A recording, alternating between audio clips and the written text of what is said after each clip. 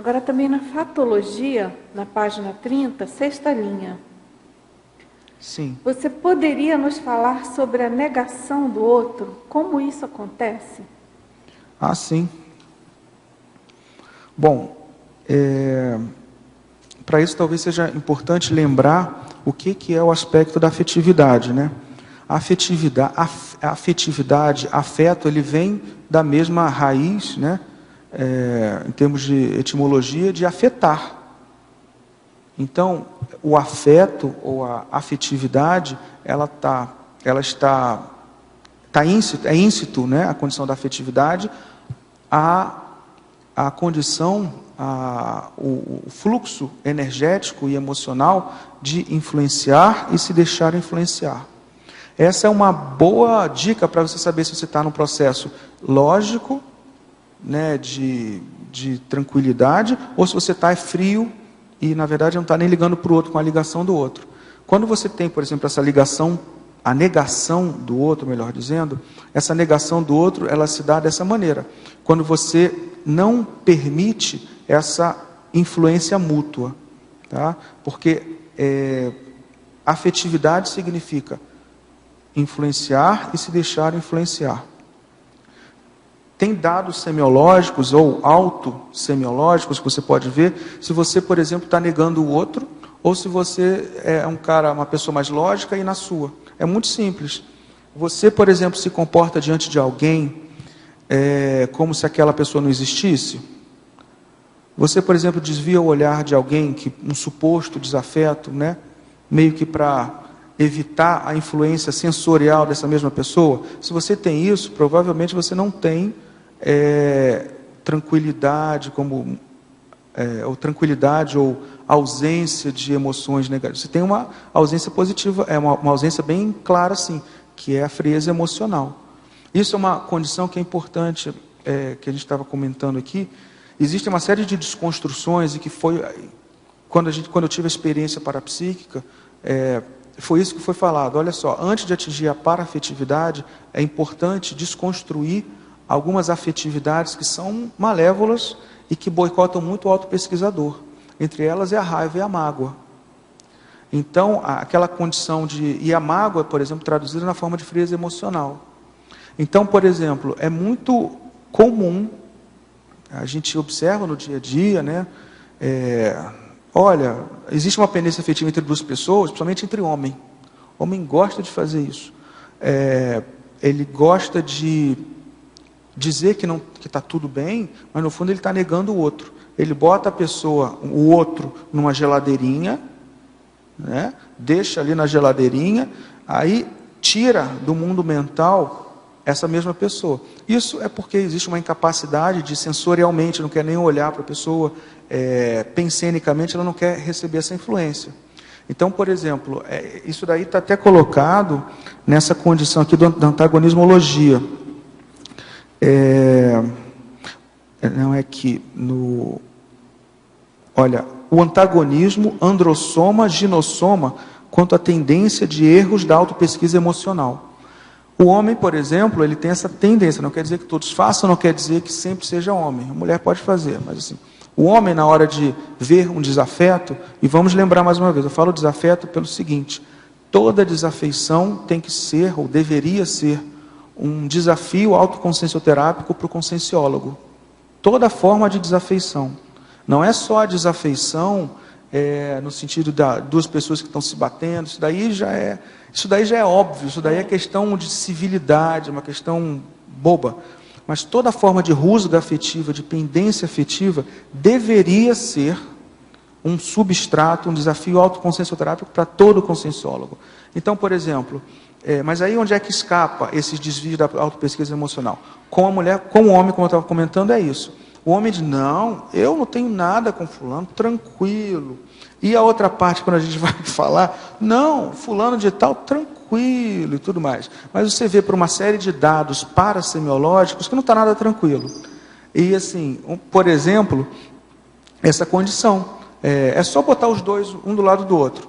Se a linguagem não verbal não é de cordialidade mínima, se a linguagem não verbal é de desvio do olhar, se a linguagem não verbal é de uma seriedade, é porque existe adrenalina. Isso é óbvio, mas assim, nessa hora as pessoas, muitas vezes, a consciência androssomática, muitas vezes não entende isso. Por outro lado, erros da consciência ginossomática. Ela tenta resolver o problema. E ela entra no mundo paralelo, de bonideísmo. Não, mas tem que ser assim, tem que ser assim, não sei o quê. E está tentando resolver. Você vê que assim, é uma tentativa de resolução. No mundo masculino, ele tenta, não, está tudo bem. E tira aquela pessoa do universo para congelar, para não vir a descompensação. E as mulheres colocam na chapa quentíssima, mais da conta. Isso. Os homens botam, muitas vezes, os homens têm a tendência de gelar o negócio. Só que está gelado, mas o metabolismo ainda está funcionando. E, às vezes, a consciência ginossomática pode tender a errar, né? Não é que toda mulher faça isso, por favor. Conheço mulheres muito racionais e homens muito racionais. Mas, assim, a mulher tende a esquentar a chapa. E aí fica tentando resolver, mas aí entrou a ideia passou a ter vida própria. O emocionalismo... Passa do ponto. Oi? Abala. Então, assim, essa condição, mágoa e raiva, são conteúdos básicos, mínimos, assim, que devem ser expurgados com toda a eficiência, com toda a atenção, para que a pessoa construa essa parafetividade homeostática que a gente está comentando. Pelo menos foi isso que a gente viu na condição da dinâmica parapsíquica que estava lá. Existe e outra coisa importante. Dentro dessa afetividade, uma condição que não é necessariamente fora do convencional, mas que é muito importante para fazer essa ponte para o que é fora do convencional, em termos de afetividade, é o cultivo da gratidão. O que se observa é que consciências mais evoluídas têm um nível de gratidão muito mais profundo do que consciências menos evoluídas. Por quê? Isso tem uma logicidade intrínseca. A pessoa com um perfil mais monárquico, né, o perfil de ser servido, que tem aquela condição mais instintiva de dominação e de ser servido, naturalmente, tudo que os outros fizeram não vai fazer mais nada do que parte da obrigação social do outro. Isso. Então, assim, aquela pessoa que não tem esse processo umbilico-chacral dentro da sua pensenidade, naturalmente ela vai ter mais gratidão. Então, uma das formas que a gente trabalhou também nessa própria dinâmica, a gente utilizou de métodos para isso, é o cultivo da gratidão. Parece que o cultivo da gratidão é uma ponte importante para um maior link, para um maior attachment, com os amparadores. Por conta disso, porque a gente vê que os amparadores são muito gratos, às vezes, pela nossa... Apesar de sermos tão obtusos, a gente está lá tentando. Então, até isso é fonte de gratidão. Então, tem essa condição. A desconstrução. A professora Rose está até aí, não sei se ela quer complementar com alguma coisa, mas assim, o que a gente trabalhou muito naquela dinâmica foi desconstruir mágoa e ingratidão e destruir mágoa, ingratidão e raiva e construir a gratidão, o cultivo homeostático da gratidão. Isso sendo fonte para essas outras condições que a gente enumerou aqui. Para admiração, para gratidão, para pertencimento, todas essas condições. Agora, ainda na fatologia... você quer falar? Desculpa. Posso perguntar? Claro, claro. Marcos, na fatologia, Sim. Na quarta linha... Sim. Os trafares psicossomáticos impeditivos da autopacificação. Você poderia dar algum exemplo e comentar como proceder para superar esse trafar? Essa autopacificação. Isso. Essa pergunta, Alcira, ela pega carona com algumas coisas que a gente estava comentando antes mesmo. Né? Por exemplo, porque o que acontece? A autopacificação é um componente do humor da pessoa, né? E vamos entender, quando a gente fala humor, eu sei que tem um senso comum em termos do que é humor, mas o humor, ele é o tônus afetivo basal da psicossomaticidade daquela consciência, o tônus afetivo. O que eu quero dizer com tônus afetivo? O emocionalismo, a crise emocional, ela faz um pico, né? O tônus é aquela condição Tanto que a pessoa está de bom humor, quer dizer, ela está com mais jovialidade, mais flexível. A pessoa está de mau humor, caiu esse tônus e ficou mais arredia, né? Então, uma condição importante é a pessoa trabalhar com conteúdos afetivos que minem, trabalhar, que eu digo é trabalhar para desconstruir, com conteúdos afetivos e psicossomáticos que minem essa autopacificação, que dê mais um senso de irritação, dê um senso de infantilidade afetiva. E aí entra essa condição da mágoa e do rancor. Mais uma vez, mágoa assim de estribuchar, eu acho que isso para o nosso nível já está muito tranquilo, assim, já é óbvio, né? O parêntese patológico, peraí, está claro. São as sutilezas. São as sutilezas, isso mesmo, Alcir. Então, a gente estava até comentando, por exemplo, do homem ter uma tendência a botar na geladeira, a mulher, ela bota na chapa quente. Então, são essas várias sutilezas que é importante a pessoa começar a trabalhar. Eu acho que, mais uma vez, toda forma de desafeição, e eu falo desafeição, é um dentro do mini consensograma das patologias humanas, um dos 100 grupos nosográficos é desafeição, que é o anti-amor explícito. Para o nosso nível, no sentido, não estou querendo dizer que a gente seja nada demais, mas assim, para os níveis de objetivos que nós estamos traçando hoje, em termos conscienciológicos, em termos evolutivos, toda forma de desafeição, ela precisa ser com toda a nossa atenção, nossa energia trabalhada. Então, mágoa, raiva, rancor, tudo isso são formas de infantilidades afetivas. Isso precisa ser trabalhado realmente. Em termos de técnica, nós temos aí a descrição, está descrito, por exemplo, na revista Saúde Consciencial, a técnica da progessoterapia, referente às mágoas pessoais, né? A pessoa faz uma progessoterapia com tela mental para melhorar as mágoas pessoais. Tem a progessoterapia dos próprios medos. Existe uma condição em termos de técnica que aí já é a construção do melhor, que é dentro do cultivo da gratidão. É uma técnica bem simples, mas tem um efeito assim marcante. Você escolhe uma pessoa que você tenha uma gratidão, tá?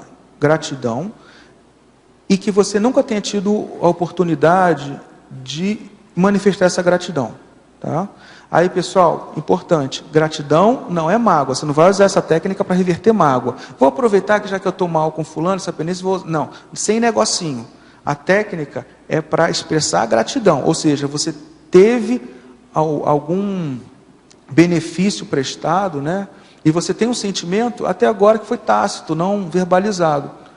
Então, você escolhe essa pessoa e você vai fazer o seguinte, você vai marcar um encontro presencial. Não é projeção, não é encontro extrafísico, é presencial. Não é jogar energia, você tem que encontrar com essa pessoa. Vai marcar um encontro, quanto mais informal, melhor. Nada de, preciso falar, não. Quanto mais informal, melhor. Eu queria conversar com você. Você vai fazer uma carta, escrevendo todos os motivos que você tem por ter esse senso de agradecimento, essa gratidão. Descreve mesmo, e você, falando com essa pessoa, você vai ler essa carta para essa pessoa. Tá? E depois vai entregar para ela, claro, né? A gente já experimentou, não foi, professora Rose? Nós já experimentamos essa técnica, tá? Eu estou falando essa técnica porque não é uma técnica heteroconsciencioterápica. Vocês todos podem fazer uma técnica autoconsciencioterápica, não tem nenhuma quebra de sigilo nem nada. Técnica autoconsciencioterápica e que, na verdade, nós estamos utilizando com olhares conscienciológicos algo que está descrito já na ciência convencional. Ele está descrito dentro dos estudos da psicologia positiva, por exemplo. O Martin Seligman escreveu essa técnica. Então, assim, experimentem. Essa técnica tem uma capacidade, um poder de desassédio que é marcante. Tá? Agora, a pessoa vai ter vários enfrentamentos ao longo disso. Muitas vezes a pessoa vai ver assim, olha, será que eu tenho alguém que eu tenho essa gratidão? A pessoa pode, de repente, se diagnosticar com algum nível de ingratidão importante. Mas olha, ninguém é autônomo, ninguém nasceu na vida humana sem precisar do apoio de outra pessoa. Todo mundo precisou, todo mundo nasceu pelado, não sabia como comer, todo mundo nasceu dependendo. Isso faz parte, isso é um mecanismo grupo kármico extremamente inteligente para promover reconciliações, gratidões e esse aprimoramento, essa lapidação afetiva entre as pessoas, entre as consciências, e também para-afetiva. Então, assim, essa é uma técnica muito... que parece que essa técnica, ela contribui para fortalecer mais o vínculo afetivo entre as duas pessoas. Né? É isso mesmo. Porque além de você relatar o conteúdo da carta, a pessoa vai ter aquela carta como se fosse um documento. É isso mesmo. É algo em que a qualquer momento que ela pegar, ela vai lembrar daquela pessoa, daquele momento e o que foi dito a respeito. E tem uma condição importante dessa técnica, que, como eu falei, nós encontramos na ciência convencional, nós fizemos o levantamento bibliográfico e achamos na ciência convencional. Mas a primeira vez que eu vi essa técnica foi uma descrição de uma pesquisadora na sua própria TENEPS. Eu não tinha ouvido falar dessa técnica. Então, peraí, se tem um amparador ouvindo isso, fazendo isso, eu vou usar essa técnica. Então, não foi na ciência convencional que nós, peraí, vamos pegar disso aqui. Eu vi a descrição de uma autopesquisadora que está do meu lado aqui, fazendo essa técnica, aplicando essa técnica durante a sua TENEPS, e o efeito foi marcante. Então, assim, é essa a condição da desconstrução desses trafares psicossomáticos que já foram, entendeu? Não precisam mais. O importante são essas sutilezas, é dizer, não, está tudo bem. E a gente vê que não está tudo bem, fica mal, né? Fica mal, está tudo bem, meu amigo, com a sua consciencialidade, com a minha consciencialidade, com a nossa consciencialidade. Então, essa condição, desafeto, é desafio autoconsciencioterápico, isso é importante. Ok, obrigado.